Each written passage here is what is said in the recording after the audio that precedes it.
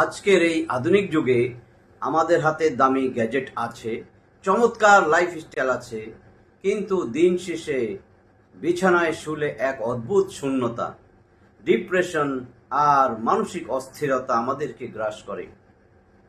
বিজ্ঞান আমাদের শরীরকে আরাম দিয়েছে, কিন্তু আমাদের মনকে কি দিতে পেরেছে?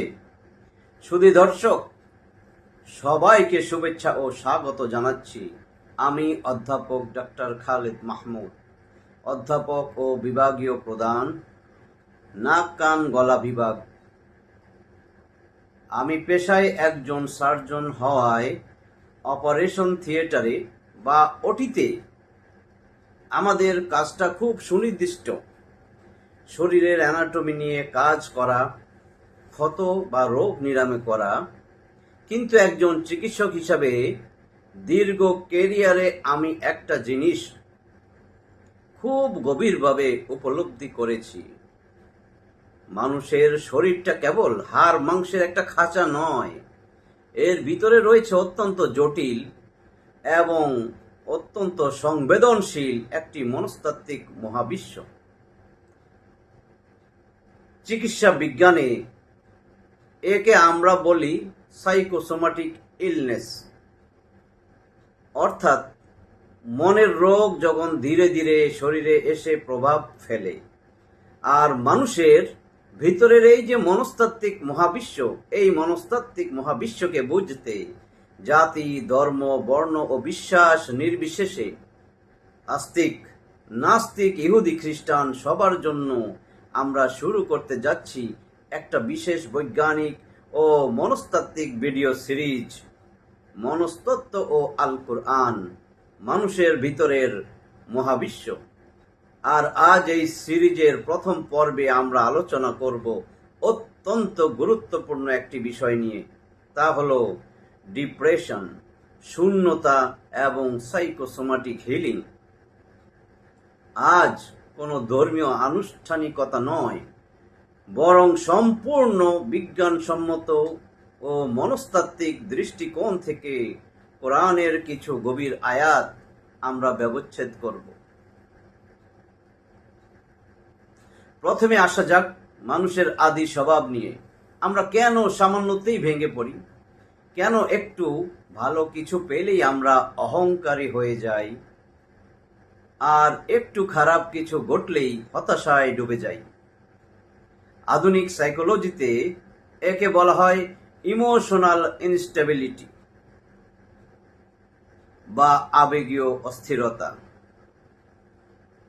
পবিত্র কুরআনের সূরা আল মারিজ 70 নম্বর সূরা, এই মারিজের 19 থেকে 21 নম্বর আয়াতে মানুষের এই চিরন্তন মনস্তাত্ত্বিক রূপটি এত নিখুঁতভাবে ফুটিয়ে তোলা হয়েছে যে আপনি চমকে উঠবেন।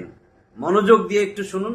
আউযু বিল্লাহি মিনাশ শাইতানির রাজীম, বিসমিল্লাহির রহমানির রহিম, ইন্নাল ইনসানা খুলিকা হালুআ, ইযা মাসসাহুশ শাররু জাযুআ ওয়া ইযা মাসসাহুল খায়রু মানুআ।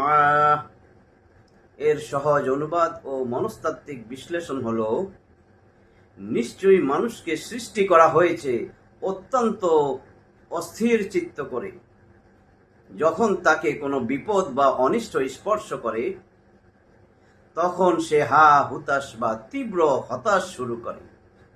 আর যখন সে কল্যাণ বা প্রাচুর্য লাভ করে, তখন সে কৃপণ বা আত্মকেন্দ্রিক হয়ে যায়।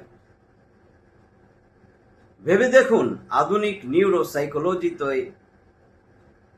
নিউরোসাইকোলজিতে মানুষের দুইটা বড় বায়োলজিক্যাল দুর্বলতা নিয়ে কথা বলা হয়।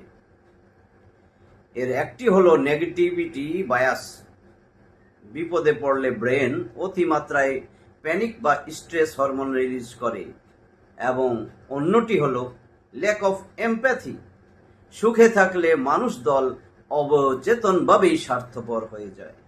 কোরআন ঠিক সেই দুইটা পয়েন্টকেই কিন্তু মানুষের জন্মগত মনস্তাত্ত্বিক বৈশিষ্ট্য হিসেবে চিহ্নিত করেছে। কিন্তু একজন সার্জন যেমন শুধু রোগ ধরে বসে থাকে না, ক্ষত নিরাময় করেন, কোরআনও ঠিক তেমনি এই মানসিক অস্থিরতার এক দুর্দান্ত থেরাপির কথা বলেছে। মানুষ যখন তীব্র বিষণ্ণতায় থাকে, তখন তার অবচেতন মন এমন কিছুর সন্ধান করে যা তাকে শতভাগ নিরাপত্তা দিতে পারে।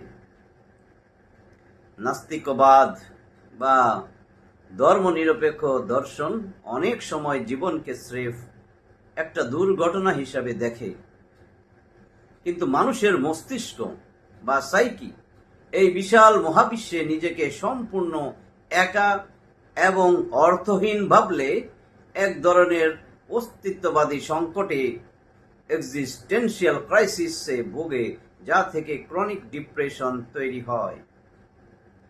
কুরআন মানুষের এই একাকিত্ব ও শূন্যতা দূর করতে একটি জাদুকরী সাইকোলজিক্যাল সলিউশন দিয়েছে।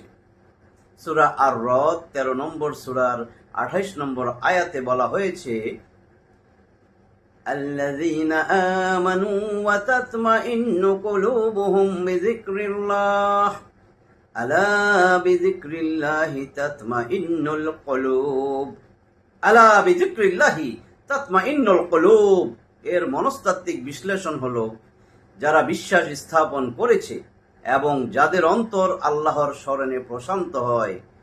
জেনে রাখো, কেবল আল্লাহর স্মরণেই মানুষের অন্তরগুলো চূড়ান্ত প্রশান্তি লাভ করে। এখানে জিকির শব্দের একটা গভীর মনস্তাত্ত্বিক অর্থ রয়েছে। জিকির মানে কেবল মুখে কিছু শব্দ জপ করলাম তা নয়। এর আসল অর্থ সচেতন হওয়া বা কানেক্টেড হওয়া। মনোবিজ্ঞানের ভাষায় একে বলা হয় কগনিটিভ গ্রাউন্ডিং, অর্থাৎ নিজেকে একটি বৃহত্তর, চিরন্তন ও নিরাপদ পরম সত্যের সাথে সংযুক্ত করা। আপনি যখন গভীর থেকে বিশ্বাস করেন যে এই মহাবিশ্ব অর্থহীন নয়, আপনার প্রতিটা কষ্টের একটা মূল্য আছে এবং আপনার পিছনে একজন পরম দয়ালু ও সর্বশক্তিমান সত্তা আছেন, তখনই আপনার শরীরের প্যারাসিম্প্যাথেটিক নার্ভাস সিস্টেমটা অ্যাক্টিভেট হয়ে যায়। ব্রেনের অ্যামিগডালা বা ভয়ার্থ কেন্দ্র শান্ত হয়ে আসে এবং শরীর ও মনে এক অদ্ভুত হিলিং বা নিরাময় প্রক্রিয়া শুরু হয়। এটি আস্তিক নাস্তিক নির্বিশেষে যে কোনো ধ্যানী মানুষের জন্যই এক পরীক্ষিত মনস্তাত্ত্বিক সত্য। আমাদের জীবনের আরেকটি বড় সত্য হলো কষ্ট বা স্ট্রাগল। এমন কোনো মানুষ নেই যার জীবনে কঠিন সময় আসেনি অথবা কঠিন সময় আসবে না। কিন্তু দুঃখের পর যখন আবার দুঃখ আসে, তখন আমরা অনেকেই মানসিক ভারসাম্য হারিয়ে ফেলি। এই চরম মুহূর্তে মনের ভিতরে আশার আলো জ্বালাতে এবং স্ট্রেস টলারেন্স বা কষ্ট সহ্য করার ক্ষমতা বাড়াতে কোরআনের একটি ছোট সূরা অত্যন্ত শক্তিশালী ভূমিকা পালন করে। সূরা আশ-শারহ অথবা ইনশিরাহ, এই সূরা 94 নম্বর সূরার 5 ও 6 নম্বর আয়াতে বলা হয়েছে, ইন্না মাআল উসরি ইউসরা, ইন্না মাআল উসরি ইউসরা। এর নিখুঁত অনুবাদ ও মেকানিজমটি খেয়াল করুন। নিশ্চয়ই কষ্টের সাথেই স্বস্তি রয়েছে, নিঃসন্দেহে কষ্টের সাথেই স্বস্তি রয়েছে। একজন সার্জন হিসাবে আমি এই আয়াতের ব্যাকরণ ও সায়েন্স দেখে মুগ্ধ হই। এখানে কিন্তু বলা হয়নি কষ্টের পরে স্বস্তি আসবে, আফটার হার্ডশিপ কামস ইজ, বরং বলা হয়েছে কষ্টের সাথেই স্বস্তি আছে। খেয়াল করুন, কষ্টের সাথেই স্বস্তি আছে, উইথ হার্ডশিপ কামস ইজ। এর মনস্তাত্ত্বিক গভীরতা কতটুকু বুঝতে পারছেন?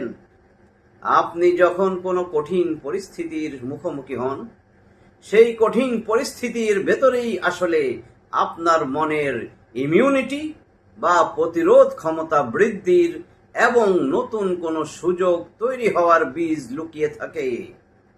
লোহা আগুনে পুড়ে যেমন ইস্পাত হয়, হাড় ভেঙে যাওয়ার পর রিমডেলিং হয়ে যেমন আগের চেয়েও শক্তভাবে জোড়া লাগে, ঠিক তেমনি মানুষের মনও কষ্টের ভেতর দিয়ে গিয়েই শক্তিশালী বা রেজিলিয়েন্ট হয়ে ওঠে। কোরআন আমাদের শেখাচ্ছে কষ্টকে অভিশাপ মনে না করে তার ভেতরে লুকিয়ে থাকা ইতিবাচক দিকটা দেখতে। প্রিয় দর্শক, আল কুরআন কোনো সাধারণ বিজ্ঞানের বই নয়, আবার এটি কিন্তু কেবল কিছু আচার অনুষ্ঠানেরও বই নয়। এটি মূলত মানুষের মনকে সুস্থ ও ভারসাম্যপূর্ণ রাখার একটি নিখুঁত গাইডলাইন। আমরা যে ধর্ম বা দর্শনেরই অনুসারী হই না কেন, আমাদের মনের অস্থিরতা দূর করতে এবং জীবনের অর্থ খুঁজে পেতে এই প্রাচীন বাণীগুলো আজও কতটা প্রাসঙ্গিক তা অস্বীকার করার উপায় নেই। আজ আমরা জানলাম মানুষের অস্থির স্বভাব এবং তা থেকে মুক্তির মনস্তাত্ত্বিক উপায়। এই সিরিজের দ্বিতীয় পর্বে আমরা আলোচনা করব আরো এক বিস্ময়কর বিষয় নিয়ে, আমাদের মানসিক অহংকার, কগনিটিভ বায়াস এবং কিভাবে মানুষের মস্তিষ্ক সত্যকে অস্বীকার করার জন্য অবচেতনভাবেই অন্ধ হয়ে যায়। আজকের আলোচনাটি একজন চিকিৎসকের দৃষ্টিকোণ থেকে আপনার কেমন লাগলো? আপনার যৌক্তিক মতামত কমেন্ট বক্সে অবশ্যই জানাবেন। দেখা হচ্ছে তাহলে আগামী পর্বে। সবাই ভালো থাকুন, সুস্থ থাকুন এবং মনের শান্তিতে থাকুন। ধন্যবাদ।